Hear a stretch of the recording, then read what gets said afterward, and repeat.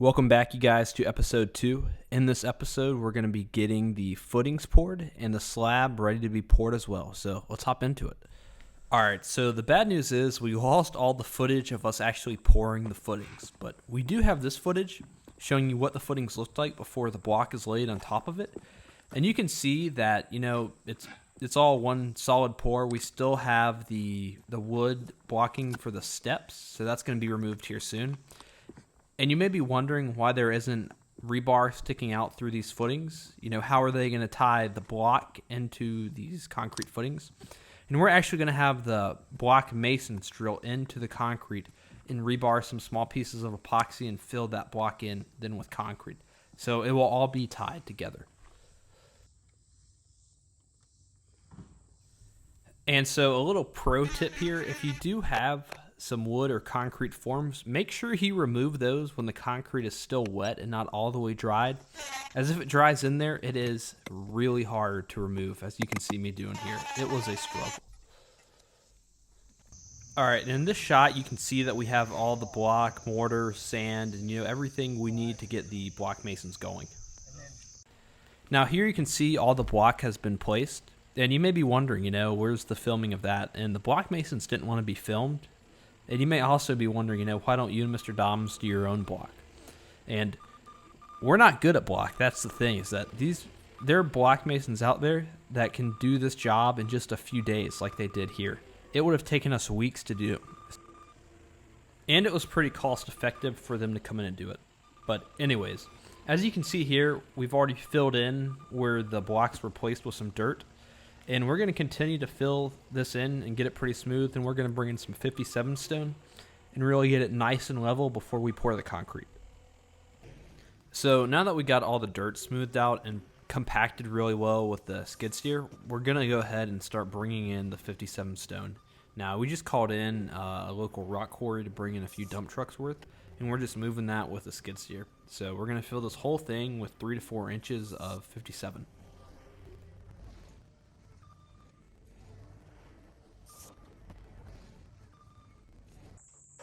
Now, another thing that we're doing in this workshop is we're going to have a shower, a bathroom, and a 2 vanity sink. So that's what I'm roughing in right now.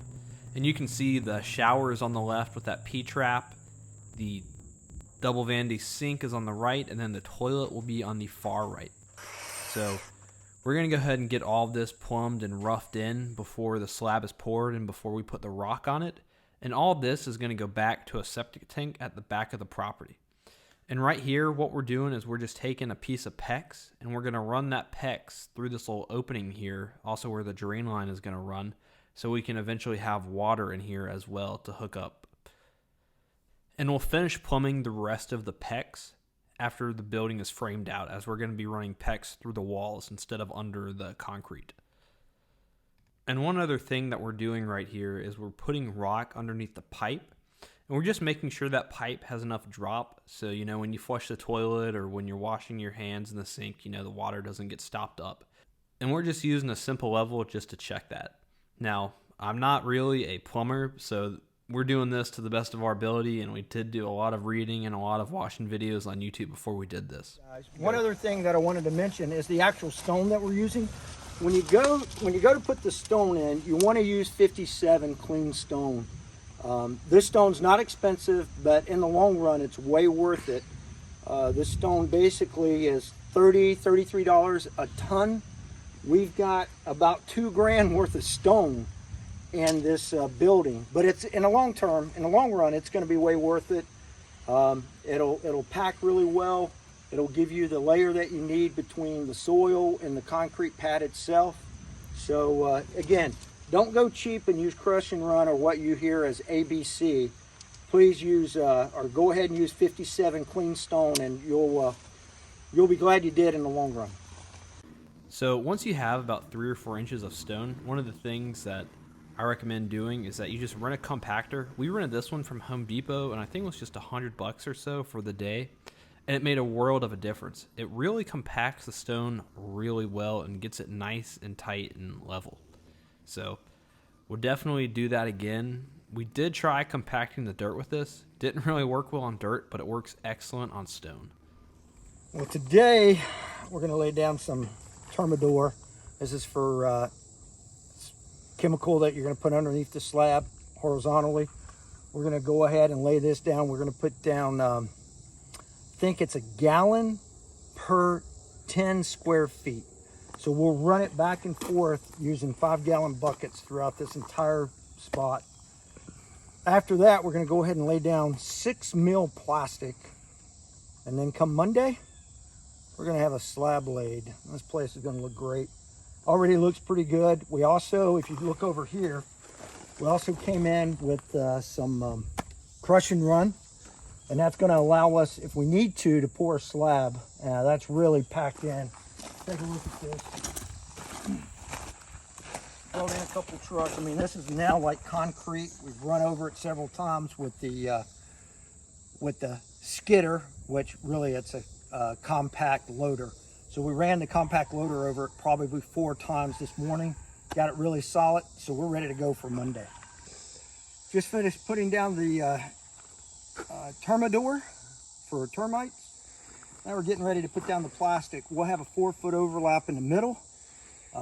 This will lock in all that chemical, and again, this is a barrier for the earth and of course the concrete, so no moisture will come up through the concrete. So let us get this done. We'll video it so you can watch us do it.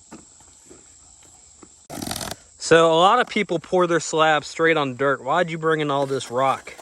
Well, this is called a floating slab versus just to pour right on the dirt. I like floating slabs because it gives you some distance between the actual ground and the slab itself. I think it's a better pour altogether, so that's why I do it. And you're gonna put rebar down? No, we're gonna use fiber, 3,000 PSI concrete with fiber in it. And that way kind of replaces the need for the rebar. Some people will do rebar in place of the fiber. Some people will do rebar and fiber, but I think this is plenty strong enough. Of course, we're gonna put cuts in it to allow for any breakage in the future. So we'll put, instead of the concrete breaking randomly, we'll have the cuts, and if it cracks anywhere, it'll be along those cuts. But yeah, this will be plenty strong enough for what we're gonna be leveraging this workshop for. So as you can see here, we put down the vapor barrier, and this again is just a 6 mil vapor barrier, and we got this at Home Depot. You can order thicker vapor barriers, but I really wouldn't go any lower than 6 mil. So whenever you have pipes or anything that comes up through the concrete, what we like to do is cut a hole, stick it up, then put another piece of that 6 mil vapor barrier over it. And after that, we're pretty much ready to pour the concrete slab. Alright, and there we go. So if you guys have any comments or questions, leave it down in the comments section below. And as always, thank you so much for watching this video. We'll see you in the next one, and enjoy this beautiful view of the farm.